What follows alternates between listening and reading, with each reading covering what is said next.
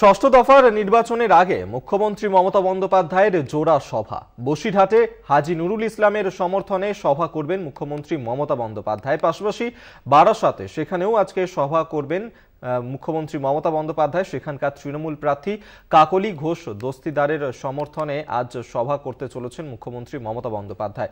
সমস্ত রকম প্রস্তুতি এই মুহূর্তে সারা করা নিরাপত্তার ব্যবস্থা করা হয়েছে এই সভাকে ঘিরে, এবং ইতিমধ্যেই কর্মী সমর্থকরা তারা আসতে শুরু করেছেন আজকের এই সভাতে।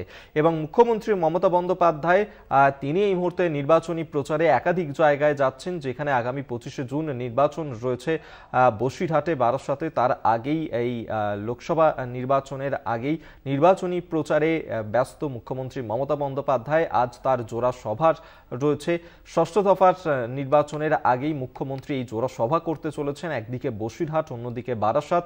বসিরহাটে তৃণমূল প্রার্থী হাজী নুরুল ইসলামের সমর্থনে সভা করবেন মুখ্যমন্ত্রী। পাশাপাশি বারাসাতে সেখানে কাকলি ঘোষ দস্তিদার তৃণমূল প্রার্থী, তার সমর্থনে সভা করবেন মুখ্যমন্ত্রী মমতা বন্দ্যোপাধ্যায়।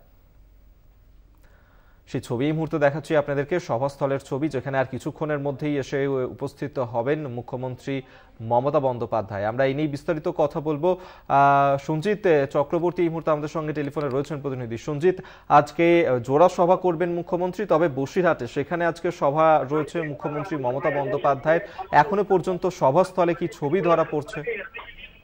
দেখো, আজকে মমতা বন্দ্যোপাধ্যায়ের যে সভা অত্যন্ত তাৎপর্যপূর্ণ বিষয়। বিশেষ করে তুমি জানো, সপ্তম দফা অর্থাৎ শেষ দফা এবার অষ্টাদশ লোকসভা নির্বাচনে এই সবাই কিন্তু, যেহেতু সন্দেশখালীর ঘটনা পরে এই প্রথম বসিরহাট লোকসভার তৃণমূল প্রার্থী শেখ হাজী নুরুল ইসলামের সমর্থনে প্রথম সভা করছেন একেবারে ভারত বাংলাদেশ সীমান্ত লাগোয়া মেরুদণ্ডী সুইচ গেট বাঁধ।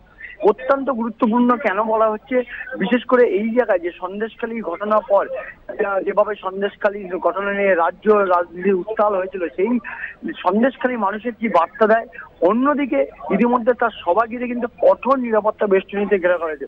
একাধিক পথে অর্থাৎ সিসিটিভি নজরদারি রয়েছে, অনেক ড্রোনের মাধ্যমে নজরদারি চালাচ্ছে পুলিশ প্রশাসন। ত্রিস্তরীয় বলয় করা হয়েছে। প্রথম 3টি বলয়, যে বলয় সুরক্ষার মধ্যে মমতা বন্দ্যোপাধ্যায় প্রথমে যে সুইচ গেট মাঠ হেলিপ্যাড করা হয়েছে একদম জনসভার বাড়িকে 20 ফুটের বাইরে যে হেলিপ্যাড, সেই হেলিপ্যাড হেলিকপ্টার থেকে নেবে তিনি সরাসরি সবাই চলে যাবেন। এবার অত্যন্ত তাৎপর্যপূর্ণ এটাই বলা হচ্ছে যে তার কারণ সন্দেশখালী মানুষের জন্য কি বার্তা দেয়। পাশাপাশি তুমি জানো, ইতিমধ্যে সন্দেশখালী প্রত্যন্ত দ্বীপ অঞ্চল থেকে এই মমতা বন্দ্যোপাধ্যায়ের সভার উদ্দেশ্যে বহু গ্রামবাসীরা, তারা তৃণমূল কর্মী সমর্থক থেকে গ্রামবাসীরা তারা কিন্তু একদিকে নদী পথে আসছে, অন্যদিকে যেমন জলপথে এসে স্থলপথে উঠে তারা রামাকালী, কানমারি বিভিন্ন জায়গা থেকে পরিবহন অর্থাৎ বাসে তারা কিন্তু আজকে বসিরহাটের উদ্দেশ্যে আসছে।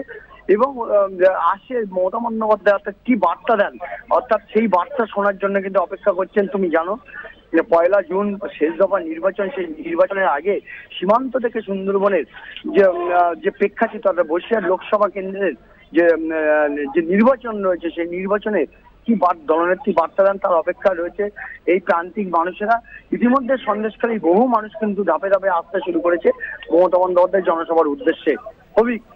ধন্যবাদ তোমায়। সঞ্জিত চক্রবর্তী আমাদের সঙ্গে টেলিফোনে ছিলেন প্রতিনিধি। অর্থাৎ সপ্তম দফায় নির্বাচন রয়েছে বসিরহাট, বারাসাতে। বসিরহাটে আজ নির্বাচনী প্রচারে উপস্থিত থাকবেন মুখ্যমন্ত্রী মমতা বন্দ্যোপাধ্যায়।